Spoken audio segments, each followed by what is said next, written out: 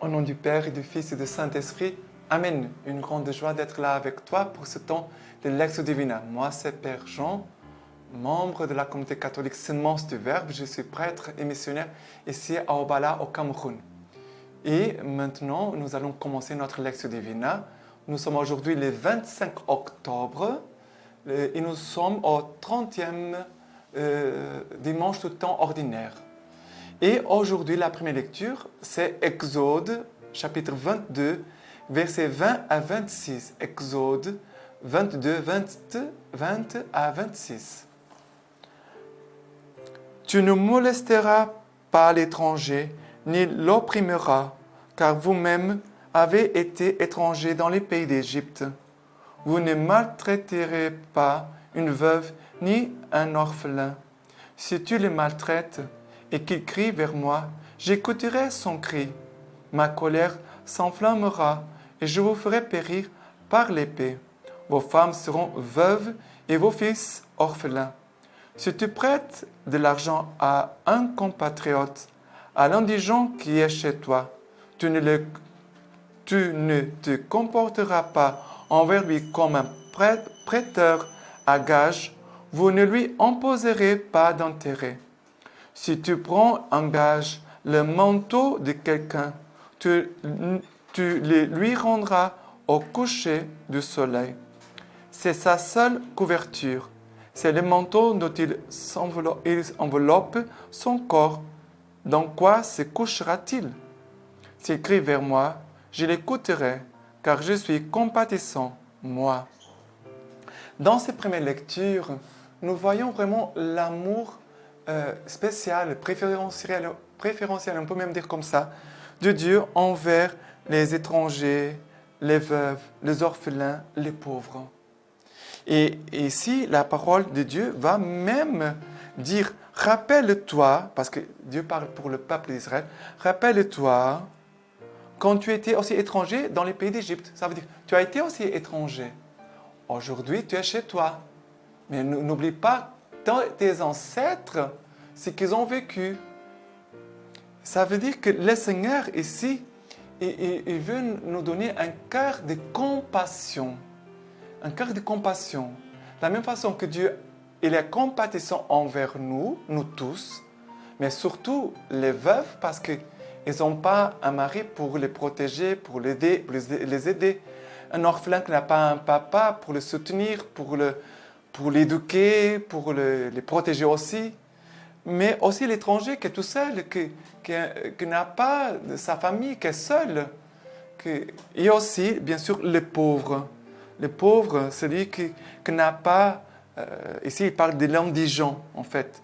Celui qui n'a pas de l'argent, celui qui n'a pas même de quoi se maintenir. Même le manteau, voilà, qu'il a, c'est l'unique chose qu'il porte pour se couvrir la nuit.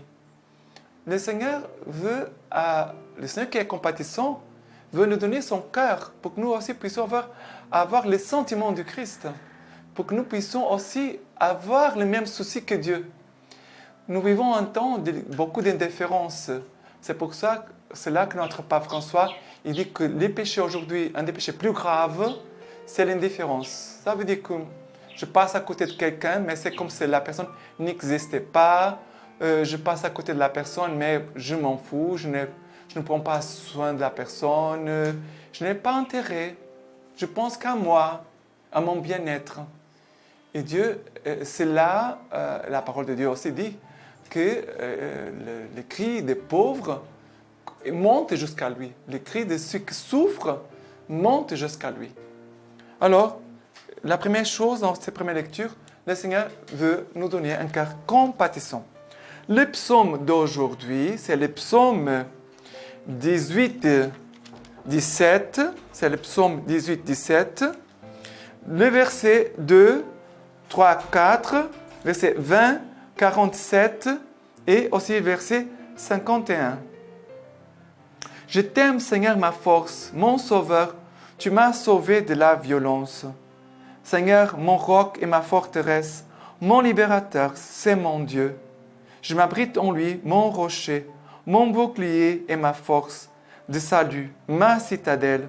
Lui soit-il, j'invoque le Seigneur, je suis sauvé de mes ennemis. Et après, il m'a dégagé, mis au large. Il m'a sauvé, car il m'aime. Tu m'as ceint de force pour le combat. Tu m'as fait ployer sous moi mes agresseurs. Vive le Seigneur et béni soit son rocher. Exaltez le Dieu de mon salut. Et après, il multiplie pour son roi les délivrances et montre de l'amour pour son oint. Voilà notre psaume de ce dimanche. Mais regarde, j'aime le Seigneur, ma force. Il commence pour dire notre amour à Dieu. Et combien Dieu aime que nous lui disons notre amour. Et je pourrais même te poser la question, est-ce que tu as l'habitude de dire à Dieu, je t'aime? C'est une chose tout simple, mais est-ce que nous disons à Dieu, je t'aime? C'est important dans notre prière. Dire, Seigneur, je t'aime, je t'adore. Seigneur, je suis heureux de vivre ce moment avec toi. Et après, le psaume va dire, qu'est-ce que Dieu fait? Tu m'as sauvé de la violence, tu es mon roc, ma forteresse, mon libérateur, mon abri, mon rocher, mon bouclier, ma force, mon salut, ma citadelle. Voilà, tout, c'est beau, le psalmiste va dire tout ce que Dieu a fait pour lui. Aussi, aujourd'hui, en ce dimanche, tu pourrais regarder en arrière, ça veut dire toute la semaine qui a passé, et dire, qu'est-ce que le Seigneur a fait pour moi? Qu'est-ce que j'ai expérimenté du Seigneur? Quelle est l'expérience que j'ai faite du Seigneur cette semaine qui s'est passée? C'est très important. Alors, dire au Seigneur que je l'aime, quelle est l'expérience que j'ai faite de Dieu cette semaine? Et après, il va continuer de dire, le Seigneur, il multiplie, à la fin le dernier verset, il multiplie pour son roi les délivrances et montre de l'amour pour son roi. Et après, il finit en disant, le Seigneur m'a montré son amour. Le Seigneur m'a montré son amour. Alors, de tout ce que tu as vécu dans cette semaine, tu peux dire, Seigneur, merci pour tout ce que j'ai vécu de ton amour. Et d'une façon précise. D'une façon précise. OK? Le Seigneur te oint de son amour. Ça veut dire, c'est comme Jésus qui dit, l'Esprit Saint est sur moi, il m'oint. C'est ça. L'Esprit Saint, c'est l'amour. L'Esprit de l'amour qui est sur toi, sur moi, sur nous tous en fait. OK? Après, la deuxième lecture, c'est 1 Thessaloniciens, chapitre 1er, versets 5 à 10. 1 Thessaloniciens 1, 5 à 10. De fait, vous savez comment nous nous sommes comportés au milieu de vous pour votre service. Et vous êtes mis à nous imiter, nous et le Seigneur, en accueillant la parole parmi bien des tribulations, avec la joie de l'Esprit Saint. Vous êtes ainsi devenus un modèle pour tous les croyants de Macédoine et d'Achaïe. De chez vous, en effet, la parole du Seigneur a retenti, et pas seulement en Macédoine et en Achaïe, mais de tous côtés, votre foi en Dieu s'est répandue, si bien que nous n'avons plus besoin de rien dire. On raconte là-bas comment nous sommes venus chez vous et comment vous vous êtes tournés vers Dieu, abandonnant les idoles pour servir le Dieu vivant et véritable, dans l'attente de son Fils qui viendra des cieux, qu'il a ressuscité des morts, Jésus qui nous a délivrés de la colère qui vient.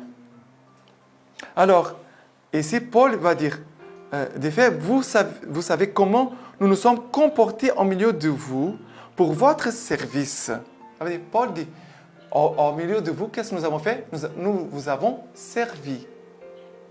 Ça veut dire, notre vie, c'est pour servir. Ce n'est pas pour être servi, mais c'est pour servir les autres. Et après, il va dire, et vous vous êtes mis à nous imiter. C'est beau parce qu'un bon témoignage qui a attiré d'autres à leur suite pour avoir aussi un bon témoignage, pour rendre un bon témoignage. Ça, c'est beau. en accueillant la parole parmi bien des tribulations avec la joie de l'Esprit Saint. Il dit, vous nous avez imité l'attitude des apôtres et de Saint Paul, même dans les tribulations, ils ont accueilli la parole de Dieu et avec joie. Ils ont accueilli la parole de Dieu dans les tribulations et avec joie. Cela, ça montre la foi. C'est pour cela que Paul va rendre témoignage, louer ses frères pour leur témoignage. Il va dire, mais de tous côtés, votre foi en Dieu s'est répandue si bien que nous n'avons plus besoin de rien dire. Ça veut dire, leur témoignage de foi, maintenant, touche beaucoup de personnes. Ça veut dire qu'ils ont un témoignage très édifiant. Très édifiant. Mais regardez, qu'est-ce que Paul va dire? Vous avez accueilli la parole de Dieu au milieu des tribulations et avec la joie de l'Esprit Saint. On devait aussi accueillir la parole de Dieu en toutes circonstances, mais aussi dans les tribulations et avec la joie de l'Esprit Saint. C'est le signe de la foi. Cette façon d'accueillir la parole de Dieu montre la foi qui est vivante chez ses frères de Macédoine et de l'Achaïe.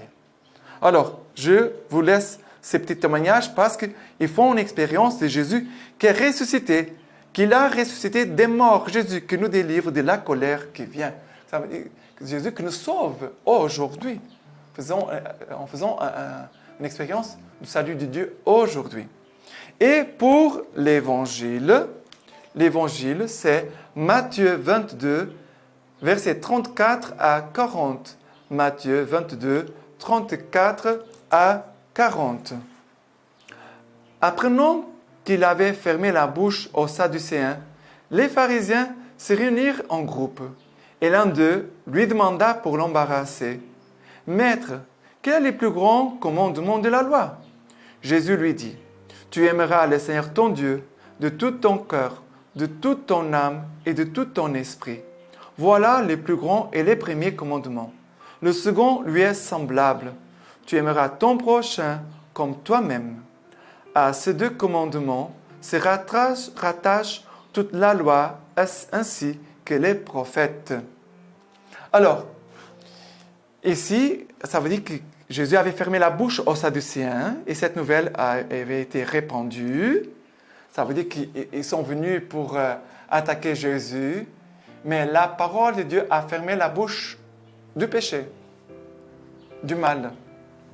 Et après, il y a un d'eux qui vient lui demander encore pour l'embarrasser. Il y a encore un qui vient. Il pose la question, « Maître, quel est le plus grand commandement de la loi ?» Parce que les Juifs, ils ont beaucoup de commandements. Beaucoup. Nous avons 10 commandements, mais les Juifs, ils ont beaucoup de préceptes, de commandements. Plus de 300. Alors, il dit, mais quel est le premier? Quel est le plus important? Quel est le plus grand commandement? Jésus va dire, tu aimeras le Seigneur ton Dieu de tout ton cœur, de toute ton âme, de tout ton esprit. Regardez, corps, âme, esprit. Ça veut dire tout ce que je suis, tout ce que tu es. Nous sommes appelés à aimer Dieu avec tout notre être, non pas seulement avec une partie de notre être. Je vais aimer Dieu avec mon intelligence. Je vais aimer Dieu avec mes sentiments. Je vais aimer Dieu avec mes actions. Non, c'est tout notre être entier et unifié que nous devons aimer Dieu et de le mettre en premier. Et après, il dit, le second lui est semblable. Tu aimeras ton prochain comme toi-même. Tu aimeras ton prochain comme toi-même. Et il a ici cette parole, comme. Tu aimeras ton prochain comme toi-même. Ça veut dire que la mesure de l'amour part aussi de nous. Mais cette question, ici, il y a une question. Mais comment une personne qui ne s'aime pas, si la personne ne s'aime pas, comment elle va aimer son prochain? Et si elle n'aime pas son prochain, comment elle va aimer Dieu, qu'elle ne voit pas? Parce que c'est là que dit l'Évangile, la parole de Dieu. C'est Saint Jacques, en fait, qui dit, si tu n'aimes pas ton frère que tu vois, comment tu vas aimer Dieu que tu ne vois pas? Alors, on commence à l'envers.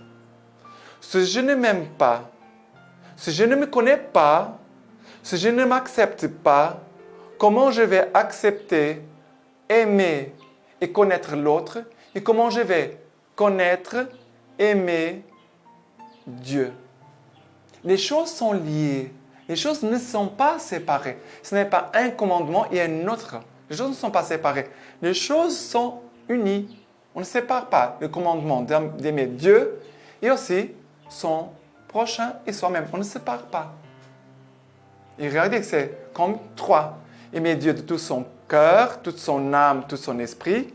Aimer Dieu, encore, on voit là comme une trinité. Aimer Dieu, le prochain soi-même. Mais, c'est vrai que, et ça c'est le point que je voulais toucher, si je ne me connais pas, comment je vais m'aimer? Et comment je peux m'accepter? Si je ne me connais pas, je ne vais pas m'accepter, je ne vais pas m'aimer. Alors, les choses se bloquent en moi. Ça veut dire que souvent, notre problème pour aimer peut-être Dieu et les autres, quelle est la racine? Où se trouve la racine? Le problème, ça se trouve en moi. Ça veut dire qu'il faut commencer par notre rencontre avec Dieu. Maintenant, écoutez bien. Il faut notre rencontre avec Dieu pour qu'on puisse se connaître. Parce que c'est Dieu qui peut me faire connaître à moi-même. C'est l'amour de Dieu pour moi qui permettra de m'accepter comment je suis. Et après, je pourrai commencer à m'aimer. Et là, l'amour que je reçois de Dieu, je vais pouvoir le donner aux autres et aussi à Dieu lui-même. Parce que l'amour, en fait, c'est une réponse. Il vient de Dieu jusqu'à moi, il passe vers mon frère et après il revient à Dieu. J'espère que j'ai été clair. Et pour finir, je voudrais vous laisser la lecture patristique d'aujourd'hui. C'est Saint Clément de Rome, pape, lettre aux Corinthiens. Dieu a établi tout l'univers dans la concorde et dans la paix. C'est le titre. Il dit comme ça. Regardons attentivement le Père et Créateur du monde entier. Attachons-nous aux bienfaits magnifiques et surpassables qu'il nous donne dans la paix. C'est beau, qu'il nous donne dans la paix. Les cieux se déplacent sous sa direction et lui obéissent dans la paix. Le jour et la nuit accomplissent le parcours qu'il leur a fixé sans gêner réciproquement. Sans se gêner réciproquement. Les saisons du printemps, de l'été et de l'automne et de l'hiver se succèdent paisiblement. Les réceptacles des vents accomplissent leur rôle au moment voulu sans broncher. Le grand créateur et maître de l'univers a ordonné que tout cela se fasse dans la paix et la concorde. Dans la paix et la concorde, car il répand ses bienfaits sur tout, mais il les prodigue surabondamment pour nous qui avons voulu nous confier en ses miséricordes par notre Seigneur Jésus-Christ. À lui gloire et majesté pour les siècles des siècles. Amen. Voilà. Ce cadeau de la concorde et de la paix que le Seigneur veut nous donner déjà pour vivre toute cette semaine. Et maintenant, je te laisse la bénédiction de Dieu Tout-Puissant, riche en miséricorde.